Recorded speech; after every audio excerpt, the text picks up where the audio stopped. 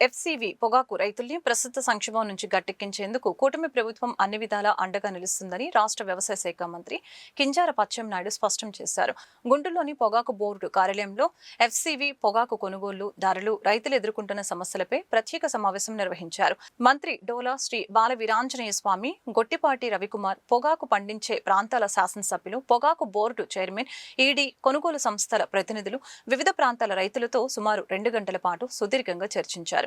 రైతుల సమస్యలు, కంపెనీల కొనుగోలు తీరు, ధరల అమలుపై సమావేశంలో విస్తృతంగా చర్చ జరిగినట్లు మంత్రి తెలియజేశారు. ఈ ఏడాది ఎఫ్సీవీ పొగాకు రైతులు ఎదుర్కొంటున్న ఇబ్బందులకి అనేక కారణాలు ఉన్నాయని చెప్పారు. పొగాకు బోర్డు 140 మిలియన్ కేజీల ఉత్పత్తికి అనుమతి ఇవ్వగా గత సీజన్ చివరిలో మంచి ధరలు రావడంతో రైతులు ఆశతో సాగును పెంచారని, ఫలితంగా సుమారు 240 మిలియన్ కేజీల వరకు పొగాకు ఉత్పత్తి జరిగిందని అన్నారు.